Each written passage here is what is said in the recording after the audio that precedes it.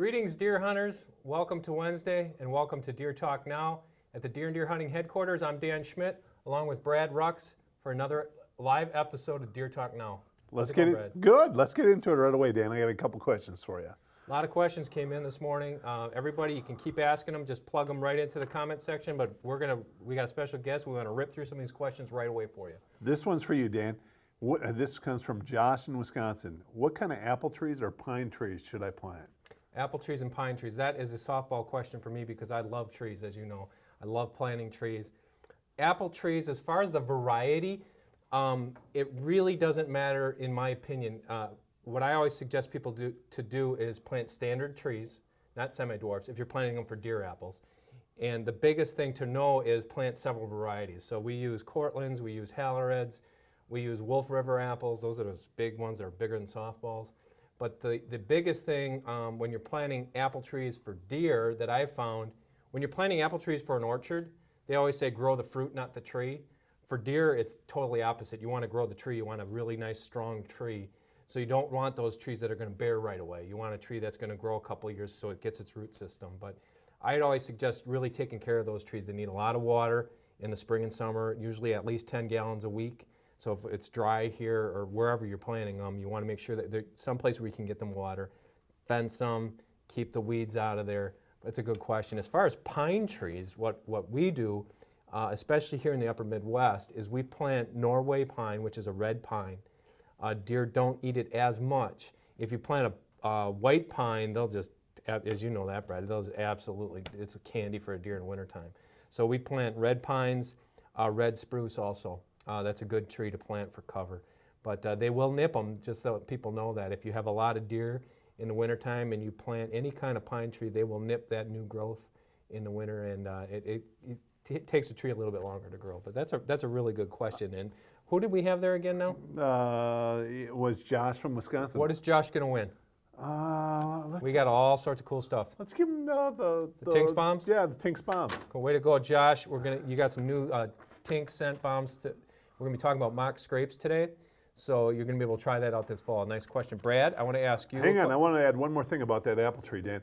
When you're picking out an apple tree, really think about what time of year you want to hunt it under. And when Dan mentions these other species, you want to plant several varieties because they drop their apples at a different time. That's why you want different variety of apples. So, there's some blends that you can buy them. Some of the nurseries now actually sell you a package of like 7 trees that literally start dropping from early season all the way to late. So that's the kind of thing that you want to look for. But if you're only going to buy 1 or 2, buy either something that's going to drop early for early season or drop, when you want to hunt. Really good point, and especially when you talk about those late dropping apples, there are apples that will hold, like there's Honeycrisp, that will actually last. That's a really good eating apple. We love those, but some of those will last into October, November. Perfect for late season hunting. Oh yeah, absolutely. And some of those apples will drop early. That's a really good point. August, September. Yep. Josh, thanks for the question. I'm going to give you one, Brad, here. This is from Mike. Mike is from Kentucky. Mike, I'm going to butcher your name. Sorry. It's Mike Pfeiffer, I believe. And Mike wants to know, what is the hottest new gear for hunting the rut this year? Hot new gear. I hope I get to test out my new Mathews, because that means I'm going to get shot at a buck. But other than that, I'm kind of excited about trying out. There's a product that came out last year. It's called Nose Jammer. And I'm not a gimmick kind of person. And I tried it last year. We're hunting with John Redmond over in Minnesota. It's bluff country. The wind was swirling. We sprayed this stuff down. And it's got a kind of a funky smell. It smells kind of sweet. The theme or the theory in this that John did is he broke down all the natural environments and leaves, plants, they all put out a substance. And basically he combined all those things and put it in his can. He used aerosol because it missed better. And I'm telling you, we hunted it last fall, and there was a couple situations where we had does directly downwind. I mean, like 4 mature does. And I know the wind could have had thermals. I actually pulled out my puffer, gave it a couple shots. Wind was going right towards them. They never lifted up their head. Now, I don't think it's a cure-all, but I definitely want to give this a little bit more time. How about you, Dan? It's an interesting question by Mike, because we published this article last year by Steve Sorensen, and we're talking with Charlie Alsheimer today, in case everybody doesn't know that. But we're talking about mock scrapes. And there's a lot of great products. Tinks has great products. Code Blue has great products. There's really good products for hunting mock scrapes, making mock scrapes. But Steve publicized this article, and there was a product from, he's a small manufacturer from out east. He's a trapper. His name is Smokey, and it's Smokey's deer lure, and it's the only lure that we could find that's pre-orbital scent. And we have it on Shop Deer right now today. We actually made this as a special today because we're talking about mock scrapes. But this product is really fascinating. I had a little bit of experience with it last year, kind of got the product late. You know, we want to start making these mock scrapes now to hunt. So I'm really fascinated with, because we've talked about this a lot and we've showed it, you know, Chris Hermans and the TV crew has shown all this great footage on bucks working mock, licking branches and mock licking branches, and how they use that preorbital scent to put their scent chemicals on that branch. This is the real product. This is actually the real deal. It's real preorbital lure. So I'm interested in that. So if you're going to ask me what I think, yeah, you know, I think that's kind of a cool one that we can try out during the rut this year. Yeah, okay, Mike actually is also going to get, because he's thinking about mock scrapes, he's going to get Tinks Scent Bomb.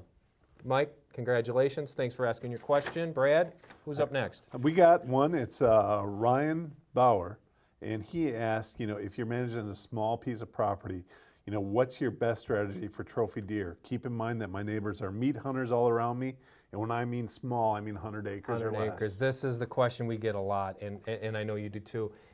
This is the toughest thing when you're managing your own property, is if you're managing for trophy bucks and everybody else you're around is shooting young bucks. Charlie Alsheimer has written articles about this. We did TV shows on this. You basically have to get a sense of reality, and what are you going to do? You're going to try to hunt the upper 10% of the deer. So the upper 10% of the deer on that 100 acres might only be a 3.5-year-old. Yeah. So basically, that's what you have to do. Are you going to be able to take 100 acres and make it a sanctuary? Yeah, I mean, I know guys that will do that. They do some habitat work. They make bedding areas, things like that. They're surrounded by hunting pressure. And, you know, a lot of these guys won't gun hunt. They'll only bow hunt. So during gun season, all those deer get onto theirs. But guess what we always say, you're growing deer for your neighbors to kill. You basically got to readjust your goals. I know that's a tough pill to swallow in a lot of cases, but 3.5-year-old buck, in a lot of those situations, is about the best you're going to get. What do you think, Brad? Well, you know, if the guy sets up as a sanctuary where he doesn't go into it, you know, and hunts around on the edges, granted, you know, you might not grow a booner. You could, you know, you just never know.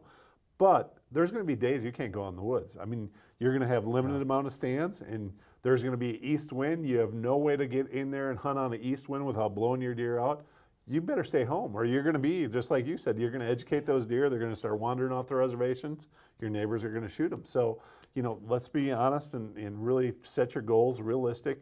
And if you got 100 acres and it's in an intensely, you know, hunted area where they're meat hunters, I mean, it's hard to pass up. You know, if you get a shot at a 130, 135 Pope class animal, I say take it all day long. I mean, you guys don't know me well, but this kind of is what I grew up on. My place is bigger than that, but it's used to be intensely hunted, and we were the only ones managing it. And I mean, yeah, I was killing a Pope and Young class whitetail almost every year, but it was a 126, a 127. Sure. We weren't killing 145s, 150s like we are now. Now the neighbors kind of get it, and we got more people involved. So, you know, you got to take it for what it's worth. Good question by Ryan. What's Ryan getting here? What do you want to get? Let's give him a package of Rage Broadheads. Rage Broadheads. Ryan, you are the happy new owner. 3-pack of Rage, 2-blade broadheads. Way to go. Thanks for asking the question. We're going to, like I said, we're going to have Charlie Alsheimer here.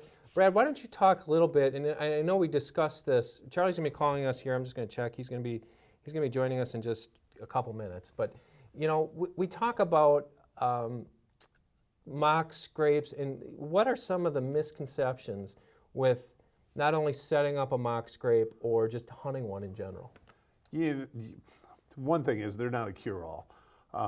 You know, some people are putting a mock scrape up where a whitetail's not going to be. Well, you're not going to get a whitetail. You're going to get some nighttime photos. You know, are you going to hunt over them? You can. I mean, there's a lot of strategies, and you know me, Dan, I've been doing this for years, and I've learned a lot of things. I mean, I've made a lot of mistakes that the average guy is going to make as well when he goes out there to do it. You know, if you really want that mock scrape to be successful, if you can find a deer area where the deer are definitely traveling, if you can, know that there's whitetail bucks there and does. What people don't realize is that, you're looking for something with a licking branch over it. Deer work those licking branches year round. I mean, it's easy to find now that you can identify them. Go to your food plots, just walk around the edge, look for the low-hanging branches. All of a sudden you'll find one that's typically chewed on, and it's fresh. I mean, I got pictures, and I didn't share anybody, for this show, but I got pictures of deer in velvet working a licking branch, working a scrape. I got does working that exact same thing. They're not pulling out the scrape, but they're definitely using the preorbital line that we mentioned. So I think that's one of the biggest misconceptions. You're basically trying to create a social hub for those whitetails to visit is what you're doing. I want every doe to visit it. I want every buck to visit it. What's cool when you put up a camera on this stuff, and Charlie can get into this as well, but the amount of animals that visit that scrape is just mind-boggling. Every coyote's going to come. We got a bobcat. When I set up my mock scrape here coming up in another few weeks, I'll set it up about when the antlers are getting fairly developed. They'll still be in velvet, but that's when I really get active in it. And as soon as I put that scrape in this one area, I'm going to have that bobcat in there. I could have a camera there the rest of the year. He does not visit that particular spot. But once you set up that mock scrape, he's going to come through 3 or 4 times. It's just that curiosity scent, so it's kind of fun to play with. It's a good point that you make because, especially now, and I think that is one of the misconceptions is people think, well, I'm going to run out in September, October and do this. You really want to get those established in late summer. Especially, it's one thing Charlie Alsheimer taught me is that if you can get it in a good travel area, travel corridor, are you going to, you find a lot of these scrapes on field edges during the season, but how many times are you successful trying to hunt over one of those? It usually doesn't happen. Very, very few. Those primary scrapes within cover, that's usually where you find a lot of rubs, and we learned that too that's where you find the rub lines. That's the core of that buck's home range. He's there most of the year. He's not there all the time, but when you catch him in there, that's, like you said, that's basically their hub of activity. Every deer that comes through there normally is going to work that licking branch. They're leaving their chemical signal sense on there. There's still a lot that's not known about sense and why deer do this, but deer are very social animals scent-wise, that they know that when there's another deer working that licking branch, they know which individuals those are. Now you get to the rut, different story. Bucks are traveling. A buck might come up there and sense another buck has been, especially during pre-rut, knows that another buck is working through that area. But that's one of the misconceptions. One of the other things I think we should point out is like when you're using a product, any product, but especially like Smokies, is you can't just run. This is, like you said, it's not a cure-all. You just don't go in there and dump some scent on a licking branch or whatever in a scrape and think like, hey, I'm going to just pound up a stand here and kill a big buck. Doesn't work that way. Yeah. You have to really take your scent control. There's Charlie right now. Here's speaking Charlie. of which. Hello. How you doing today? Good. How you doing, Charlie? I'm doing great. Welcome to Deer Talk Now. Oh, it's good to be with you. Yeah, we're excited. Dan and I were just talking a little bit about some mock scrapes, and you were one of the first persons, the people that we really thought about to do this, just because you were a little bit ahead of the trend when you're creating some of your scrapes. Yeah, Charlie, you've been doing this. You've been, to back up for people who might not know who Charlie Alsheimer is, which I would think are few, but Charlie's been contributing to Deer and Deer Hunting since 1979. We started the magazine in 1977. He's been there from the beginning. You've seen his photographs, you've seen his work, you know him as a deer behaviorist. He knows more about deer behavior than just about anyone in the country. And now I know you're gonna bring out Lenny Rue and you're gonna bring out some other people, but Charlie, we hold you in that high of regard. But I remember, Charlie, one of the very first pieces you did for Deer and Deer Hunting was doctoring scrapes with white lightning. Am I not correct? That's correct. That's a long time ago. We go back to the 80s with that. And actually, you mentioned Rue and all of that. Actually, Roger Rothar and Rue were probably the first two guys that really got into the mock scrape deal. And then, of course, I had the opportunity to photograph on some pretty impressive estates and started making mock scrapes, seeing the way these whitetails would react to those scrapes. And then, of course, when Legend Lures came out with that white lightning, they actually was using the vaginal discharge, and that seemed to kind of take things up a notch. And, of course, over the years, by raising whitetails, I've been raising them for 20 years, you start to see things that you couldn't possibly see in the wild. you don't have that many interactions. And so when you're actually seeing what you can do with these mock licking branches, the mock scrapes, seeing how whitetails have this propensity to want to leave their scent, just like coyotes and dogs and all of that, it becomes a pretty interesting study. Charlie, We've had a lot of readers have been submitting questions throughout the night and this morning. We want to go through a lot of those with you, but before we do that, Brad and I were talking right before we got you on the line here. A lot of the old-time thinking was you really didn't think about scrapes until the rut. Can you touch on that a little bit and give us just a little bit of your insight on mock scrapes and when you should get these established? Well, I'll tell you, when you go back to the 1970s, when people talked about mock scrapes, specifically Roger Rothar, Lenny Rue, it was geared towards the rut. Well, fast forward 30 years, and then all of a sudden you see the way these deer interact, and I can tell you, both Brad and Dan, I can tell you that what you see is these whitetails will work these licking branches 365 days a year, whether they've got antlers or not, and they're leaving scent. The whitetail's world is all about making scent and following scent and being driven by scent. And so these branches, where my trail cameras and whatnot are set up, we have these mock licking branches there the whole year. And because it does more than just let them leave scent, it creates behavior. And what I mean by that is, if you can hang one of these mock licking branches in a specific spot that may be your honey hole that you like to hunt, you're going to start to find these whitetails will go to it, just like the dog goes to the fire hydrant on the end of the corner. So they'll use them year-round. They're leaving scent. And the other thing that a lot of folks don't know is that those work licking branches as well. And every year my son and I here on our farm, we kill does as they're working licking branches. And if a fawn can reach the branch, the fawn will work the branch, and that's pretty amazing. That is really amazing. Charlie, now the other thing that we talked about is, we've published a lot of that scientific research in the magazine, and we've talked about it on the TV show.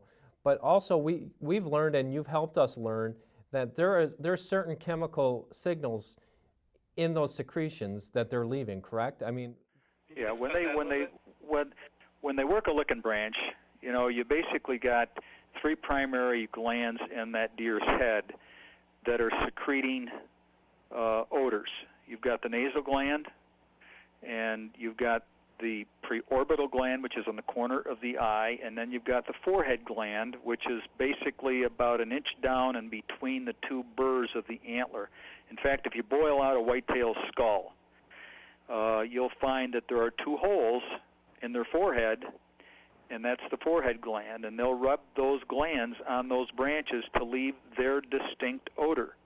The other thing you find out is these whitetails, they know every deer in their home range by their odor. They all smell different. And a classic example of that will relate to people is the interaction between does and fawns. When that doe has fawns in the springtime, it knows it's fawn. It knows it distinctly. And another doe that might come across the fawn, as she's kind of looking for hers, she'll smell it and move on. And you see it when you're photographing, you see it when you're raising deer, and it's pretty interesting. So every deer smells different, and they're definitely working that branch to leave their odor. It's all about making scent, making a scent post. Well, Charlie, we got a lot of questions. We want to just just send them at you one after another. I'm going to start, Brad's going to start, but everybody who asks a question is going to win something off the table that we have here. And right now we have, this is out of your, let's see, no, I thought it said New York, it's Kentucky. Terry Parton from Kentucky wants to know, Charlie, this is what Terry writes. He says, I read with great interest Charlie Alsheimer's article in the August issue on the pre-rut. Based on your article, I believe you are trying to say that fall hunting should be limited to afternoons unless abnormally cool mornings should occur. I also noted that during rut activity could peak in the early morning hours. How will this affect the way I hunt? Well, first of all, for the behavior of a whitetail, when I made that comment in that article about the fact that if you're hunting early, give you an example, September 1 through about October 15th, those whitetails are very active at night, very active, because it's so warm at that time of the year. And so what happens is just before daylight, they shut down in bed. Now, that whitetail needs to feed roughly 4 times a day. He's got a small stomach, 4 compartments to it, can't bulk up food like you and I can if we go max out on a buffet. And so he lays there all day in the heat of September and early October, and by the time you get to late afternoon, 2 hours before nightfall, he's hungry. He's got to get up, he's got to move, he's starting his cycle again.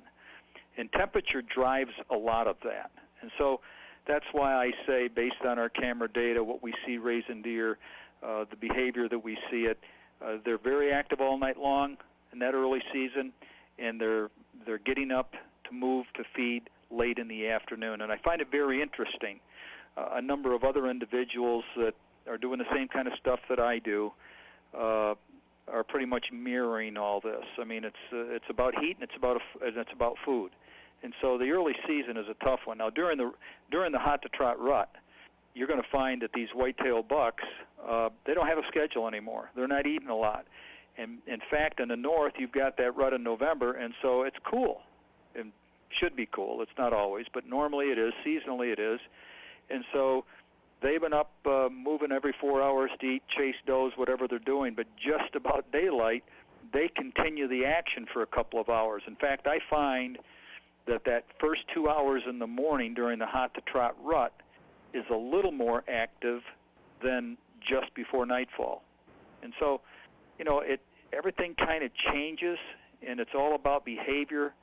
It's all about the physiology of the whitetail, how much fur has he got. He can't tolerate heat in the early season. So it becomes pretty interesting, and it's kind of a thing you learn over the years, and you see it happen, and you say, okay, now I get it. Another point, Charlie, there on the early season is most of those whitetails aren't bedding back in deep cover. I mean, it seems like they're a little bit lazier and they bed closer to that field edge, at least in my experience. So it's really tough.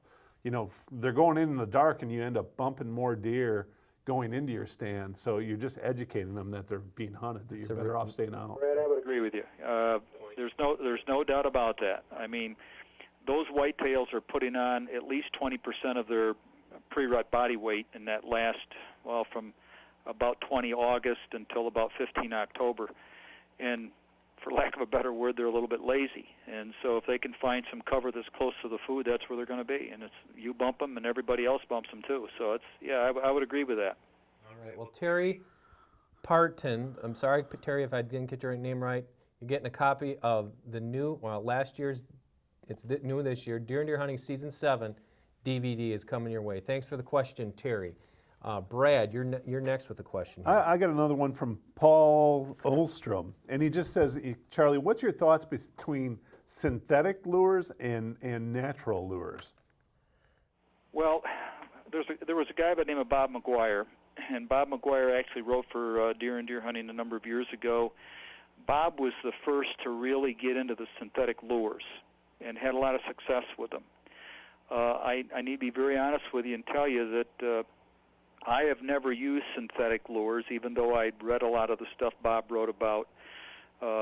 Certainly they ought to work if they're done right. I've always dealt with strictly the natural lures, and in fact, when we talk about this whole concept of white lightning, one of the things that Bob McGuire put me onto, because he was writing for Deer and Deer Hunting, I was writing for Deer and Deer Hunting, we conversed on the telephone, and he was actually a chemist, and he did a lot of research from the chemical standpoint, and he said, you're talking about ruminants here, and he had a lot of anecdotal stuff from different individuals, and said you might want to try the Holstein cow's vaginal discharge.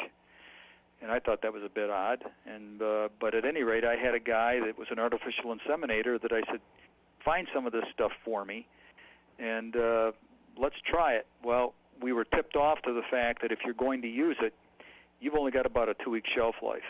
And so we collected it, and in early October. We started using it then, and we actually had some great results with it. And scrapes were all torn up. The big problem we had was it was a learn. We were flying by the seat of our pants because we were trying to learn about this, and we wound up strictly mixing the vaginal discharge with Holstein urine. We did everything with rubber gloves, so we didn't leave any human scent behind. We knew we had to refrigerate it because it had about a 2-week shelf life, and we would mix 2 parts urine to 1 part discharge. Not to get real gross, but basically the discharge has a consistency of kind of like it's gooey, and so you've got to dilute it a little bit.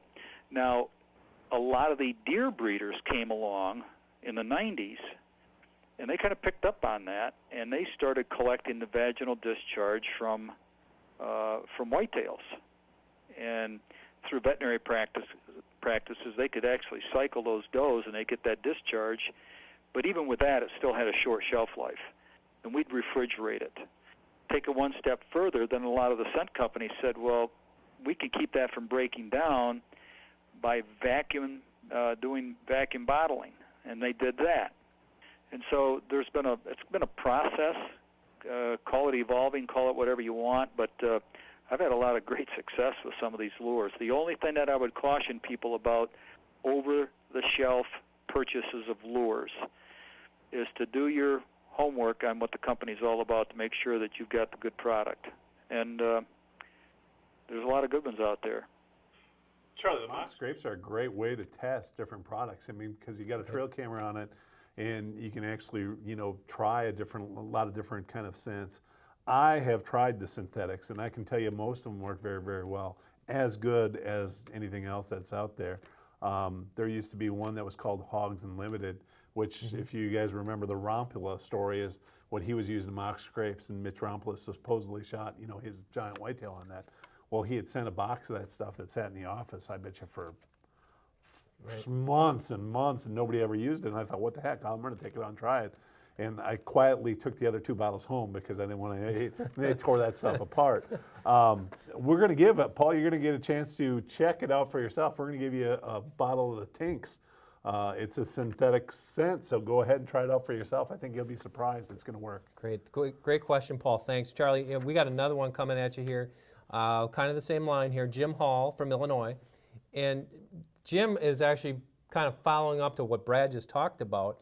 And he wants to know, he said he's hunted a monster buck for the last couple of years, can't seem to get this buck within bow range, and he wants to know, he's tried everything, he's tried mock scrapes, he's tried calling, rattling, nothing seems to work for him. And he wants to know is it possible that the scent that he's putting in these scrapes is actually spooking this buck away? Well, let's assume that the scent he's using is a good scent, and it's the real deal. If this buck he's been hunting is a full, mature whitetail buck, he isn't going to be spooked by any other whitetail. He's got a bad attitude. He wants to be king of the woods. And if anything, I would think that buck, the one he's trying to hunt, detects odor from another dominant buck that he does not know who it is. He'd be more attracted than leaving the area, because these whitetails, when they know that they're king of their home range, they don't want anybody messing with them. And I can't imagine that he's going to spook. The only time you're going to find a mature buck, when I mean mature, I'm talking 3.5 years and older, leaving the area, is if he gets his tail really kicked by another dominant buck. He might move then. And I only use the word might as kind of a little bit of a cautionary thing, because these whitetails, boy, they come at you and come at you and come at you, and they just don't want to give up. So I don't think that would be the case if that deer he is hunting is fully mature and has a real aggressive breeding attitude. He'll stay there, and he'll try to seek out the guy that's making this odor.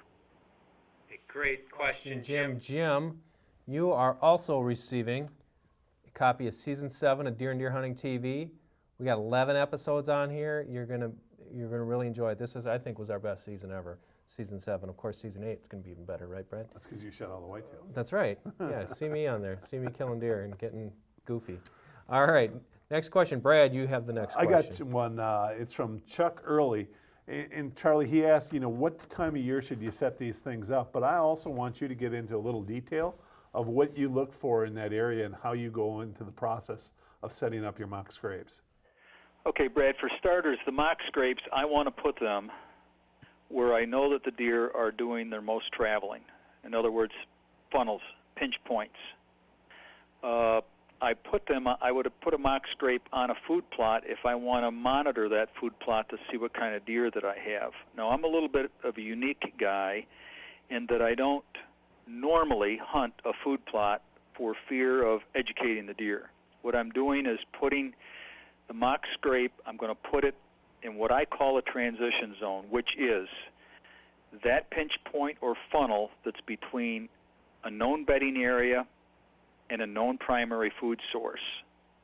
Because when that deer goes from one point to another point, he's going to travel through there because it's protective, the trail's going to be more worn, and I normally put these mock scrapes about 50 yards apart.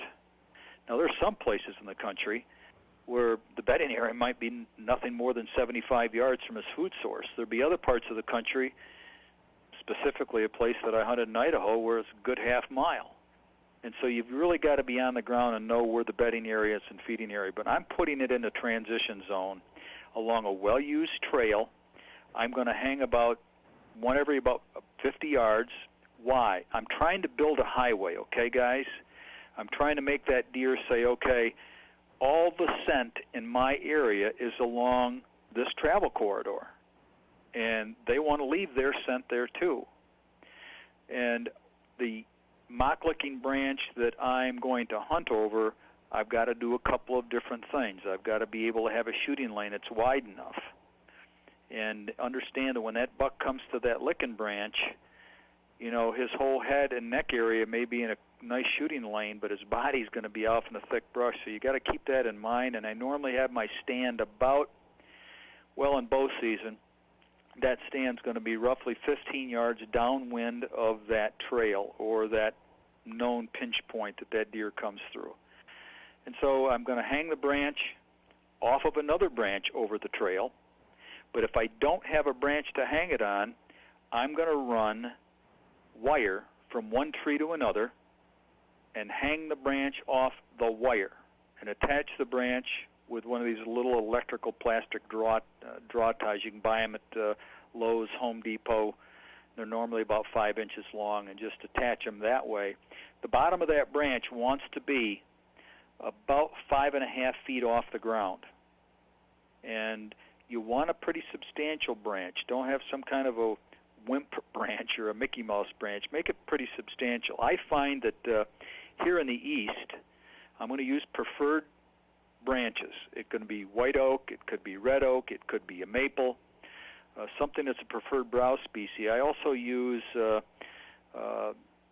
wild grapevines, the actual vine itself. And so that animal comes, works it, leaves its scent, moves on, and every 50 yards do it. Now, there may be some cases you can only put one in there because the bedding area is not that far away. So that's kind of the generalization of how I do it.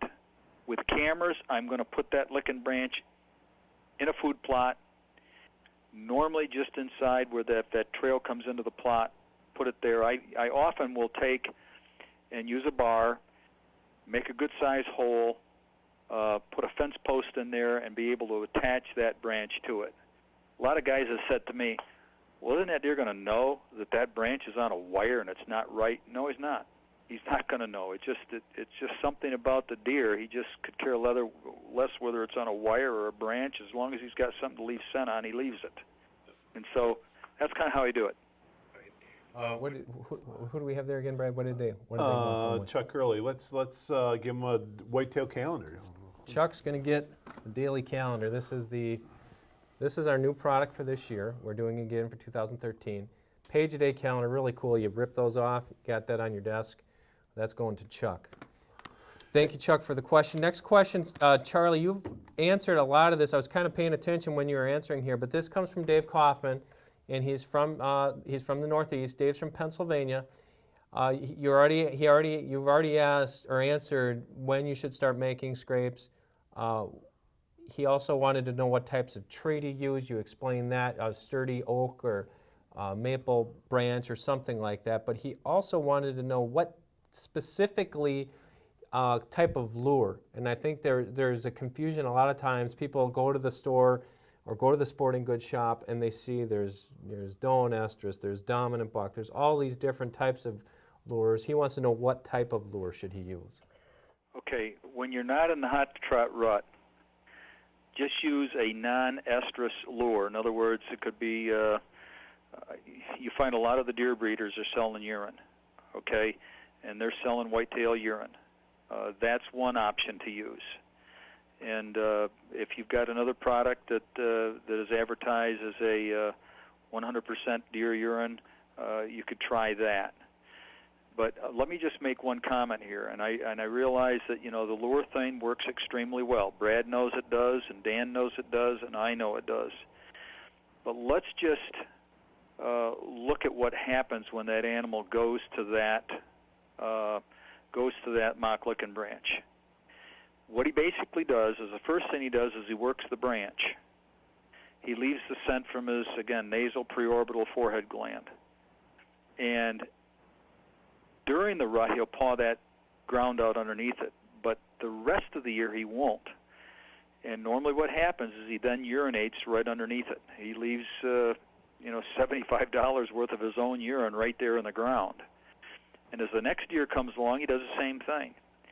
And so when that urine hits that ground, it'll eventually turn to ammonia because of the way that the air affects it and bacteria and all that. But the key is you want to have something that's advertised as a straight white-tailed deer urine. Now, as you get into the rut, now you want to look for an estrus lure, where the pheromones from that doe are mixing with her urine so that that's a stronger attractant for that buck. And you can buy that type of lure as well. And so it's a seasonal deal. Understand that you only have basically 1 month of the year that you really need to have an estrus lure. Now, you can use an estrus lure earlier than that if you want, because some of these does are going to cycle and get bred in October. But right now, if you had just a straight deer urine or something that's advertised as a straight deer urine, that would be a great thing to do. And now, Brad, you've talked about the fact that you've had success with synthetic lures, and you can duplicate that, I guess, with the synthetic side of things. Yes. The other thing, Charlie, that I've had a little bit of luck with, I know they don't paw out the ground, but man, if I take my rake and make a circle like one did, that visual effect really seems to suck those deer in early. They don't work it like they normally would. They're just working the licking branch, but for whatever reason, they cue into that for some reason. It just seems to enhance it a little bit. Now let me add one thing to that. I keep my scrape looking like a raw dirt scrape year-round.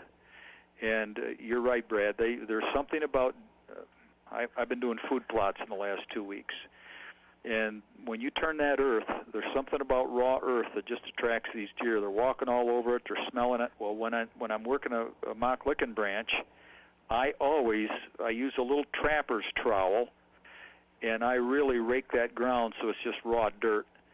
Does two things. That has an attractant for deer, just like you're saying, but I'm also able to see the size of the hoof print of the deer that's using the mock licking branch. And here in my part of New York State, I know that if that track, that deer's got his front legs, his front hooves in that scrape when he's working the branch. If that track is over 2 1/4 inches wide, I know I've got a mature deer on my hands. If it's 2 inches wide, I know I've got a doe or a yearling buck. And so you can tell an awful lot about what's happening there, even if you don't have a camera there, by the track size. great tip. Great tip. Brad, what's the next question on the list here? We got time for just a couple more. I got one, and it's from Brian Chiscopes. Butchered his last name. You're worse than I am. Anyway, I'm the worst speller in the world as well, so it really wouldn't matter. How long will the preorbital scent last, Charlie? How long will the preorbital scent last? You know, that's a tremendous question because everything's going to depend upon humidity. Because if you're in a real humid area, that odor is going to linger at that scrape a lot longer. If you're in a dry part of America, it's not going to be so much. But I got to believe, based on what I see from the deer that I have raised over the years, that scent's going to linger for anywhere from 12 to 18 hours, provided you don't have it rained on. In other words, it's rained on. 12 to 18 hours is what you're saying about. That's, you know, nobody knows for sure. But what I see, the way these deer interact with us, that it's about that. Do you freshen up your branches, Charlie? I mean, is it crucial? You know, I assume you're putting some of your mock scrapes up in the same places every single year? I do. You know, just like you do. I've got a farm, and so consequently, when you've got 40 years of experience, you know what's going on. And what I try to do, Brad, is make sure that branch is fresh. And what I mean by fresh is, I know that after about a good month and a half, that the wood in that branch is going to dry out. And I don't want it to be a dry branch. I want it to be a fresh branch. And so I'll be replacing these branches periodically. And I normally leave them hanging. I leave them hanging for about a month, and then change them. I notice the same thing for whatever reason. When you let them go dry a little bit, it just seems like the deer don't work them as much. Correct. Absolutely. Yeah, you can't let them dry out. Okay. Brad, let's back up. Who was the question before? We forgot to give away a prize to that last question. The guy you couldn't pronounce his name. No, he was the last question. I think it was Paul Paul? Ahlstrom. Paul Ahlstrom. Paul, sorry that we missed you there. That's why you get these. You get a pack of Rage broadheads. These great mechanical broadheads. You know, I was a very non-believer in mechanicals for a very, very long time. Rage broadheads, they are as advertised. They punch big holes. You're going to love them for bow hunting. And now, Brad, before we let Charlie go, we're giving... Brian. No, who was the last guy here that Right you here. can pronounce? I'm going to give a shot here. Brian Chisco. Brian Chrysope, something like that. Sorry, Brian, we're from Oklahoma. Brian, guess what? You won our grand prize, half a dozen of the brand new Crush arrows from Carbon Express. I hope you're a bow hunter because otherwise I'll take them off your hands. See, it pays for us to butcher his name. That's right. It really you know did. what? We if felt you bad. if you got a tough name, you're going to be rewarded. But Charlie, we want to thank you so much. You know, I've been working with you for 18 years. I'm continually amazed at your depth and breadth of knowledge of deer behavior. It's always a pleasure just having you on the show. Well, hey guys, it's been great to be with you, and keep up the great work, and I'll be talking to you. All right. Thanks, Charlie. Have a great day. You too. Boy, that was, Brad, I could sit there literally and talk to Charlie all day long about this stuff. Me too. It's always enlightening. He's always got a point of view. I always like to get in that debate about the timing of the rut a little bit because I like to jab him a little bit. And I know, and that's the neat thing about that is, it isn't a blanket thing that we just throw across and say, hey, this is the way it's going to work everywhere. What works in some parts of even the same region won't work in your area. Yeah. And I think that's a good point. And the other thing too, especially, and I think what you found out is, especially when you're managing your own habitat, you're managing your own property, deer will use it differently because of the pressure, because of the food sources, because of the bedding areas.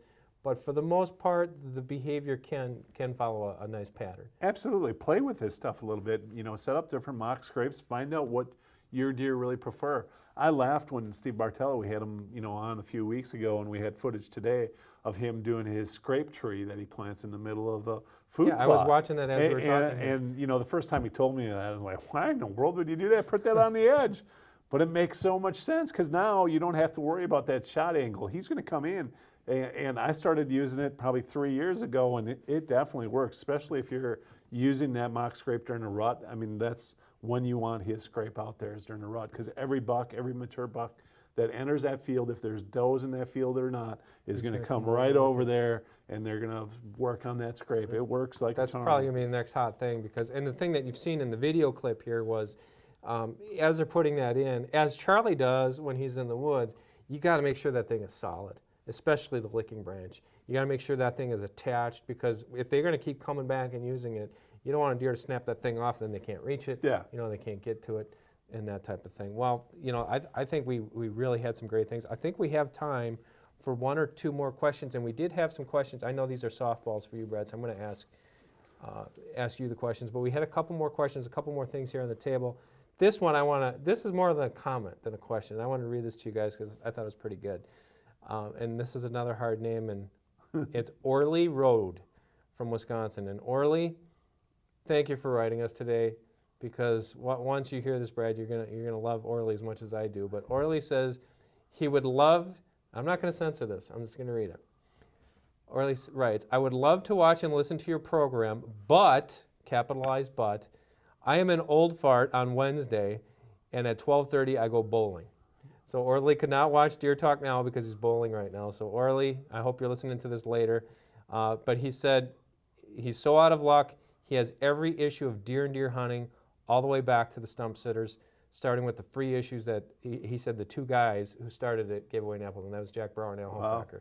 So that's pretty cool. Orly has 37 years, or I'm going to miss it, 36 years worth of magazines. That's pretty cool. But that was a comment from Orly. Here's a question, Brad, and actually I have two of them. I know you're going to be able to answer both of these. I'm going to start with this one because this is right up your alley. Ryan Bauer again. Ryan won a prize earlier, but Ryan wanted to know, because you do a lot of work with food plots, what are your thoughts on Eagle beans? And this is a soybean product. And he wants to know, because they're so expensive, he's heard a lot about them, are they worth the price? Well, here's why they're expensive. They're Roundup Ready, which if you don't know what Roundup is, it's a herbicide. So when the weeds are growing in your food plot, you can spray this over. It kills everything but the soybeans. So anything that's Roundup Ready is expensive. There's a bunch Explain that for a second. What is I don't do enough of this to know, what does Roundup Ready actually mean? It's basically this plant has been developed, through their breeding of the different types of plants to resist Roundup. So you can spray Roundup right over the top of stuff. It will not kill that plant. Absolutely. You can spray it right over the top. And what's kind of cool about it is when you're looking at, right now the farmers are starting to spray their beans. So you look how many weeds are in their soybean fields right now, and I mean, it's pretty intense. They're going to start spraying it. You're going to see every weed in there die, and the soybeans are just going to flourish. They're just do well. But what's cool about the Eagle beans, they've also been developed to really be not only as high in protein, a little bit higher in protein than regular soybeans. The leaves are like 4 times bigger. Oh, okay. So for any whitetail that's feeding on them, you're going to be able to feed more whitetails, in a smaller area. Graze tolerant then too. Yeah, absolutely. What people don't know about soybeans, basically, and every soybean's the same if it's Eagle or not, and I don't mean the same, but the plant works the same. When it comes up, 2 leaves immediately come up, and it sprouts. As that bean continues to grow, more leaves come. As long as the whitetails don't eat those bottom 2 leaves, that plant is going to continue to grow. So they can get forage on, browsed on all day long, and they're going to resist it. Now, you can plant, if you plant soybeans in a smaller area, they can eat those leaves. And when they eat either one of those leaves, it's just one, that plant's going to die. So, if you have a big enough plot where you can plant multiple soybeans, you're in a good, from my experience, it's about an acre, acre and a half, 2 acres is a small soybean plant I'm going to plant. Is it worth it? I used them last year. I thought it was absolutely, I thought they grew well. The other thing about them, your normal soybeans, if I was standing up, may grow anywhere from your knee to your waist. These Eagle ones, because they're bred to produce forage tonnage, they're going to come up. They're going to be above your waist, and Wow. they can grow 6 feet tall. That's pretty impressive. What was really cool about them is what I found out is the deer ended up bedding in them. Normally, deer do bed in soybeans, but not as prolific as this was. Literally where we had the plot, there are so many more deer that bedded down right in those soybeans. Would I pay for it? Yeah, I do. I'm not telling you you should. You can get by with the other ones. They absolutely love. You can buy your agricultural, soybeans. I do go with Roundup Ready. It's just so much easier to control the weeds. So Right.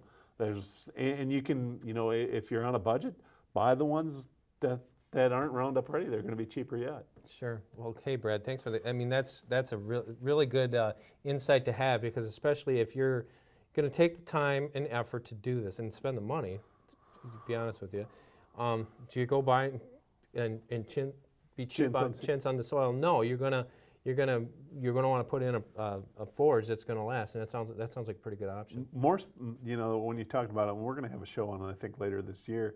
But when people start chintzing, it's on fertilizers. Man, I cannot tell you enough. If you're going to plant 4 acres of plots and you're not going to fertilize it, plant 2 and use fertilizer on them, because they're going to do so much better.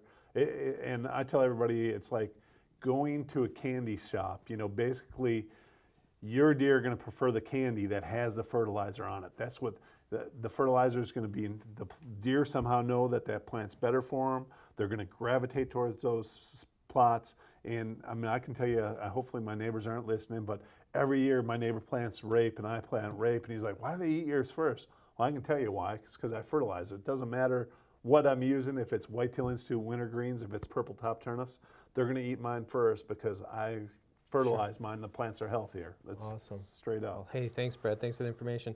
Before we go here, I want to tell everybody that just because you're not at your computer at noon doesn't mean you can't watch Deer Talk Now. Deer Talk Now, we have all the episodes are on the site right now. You can go up, you can watch all the replays of all the shows that we've had. Just go to the main page there, click on the Deer Talk Now tab. All the shows are right there. You just got to click on them. You can watch them. We've had Ted Nugent, we've had Charlie, we've had Duncan. We've had so much great information here that you could literally, if it's a rainy day, sit inside, watch Deer Talk Now. If you want to join us live, noon to 1 every Wednesday Central. We give away a lot of great stuff. Just make sure that you get on there, because you're going to learn everything about food plots. You're going to learn about all the big buck stuff we talked about last week, and we're going to have another great show next week. So for Brad Rux, I'm Dan Schmidt. Thanks for joining us on this Wednesday afternoon. And one thing. Brad's got one thing to add. You can actually follow us on Twitter as well at Deer Hunting Mag, at Deer Hunting Mag, Twitter. Facebook, you can also, we got to mention that, you can actually submit your questions through our Facebook page, Deer and Deer Hunting. It's just go there, type it in there, ask a question. We'll get that in the hopper too. I mean, we got so many questions. We try to get to as many as we possibly can. But Facebook, Twitter, deeranddeerhunting.com. I think we got you all covered. Yep. Thanks for joining us. We'll see you next week.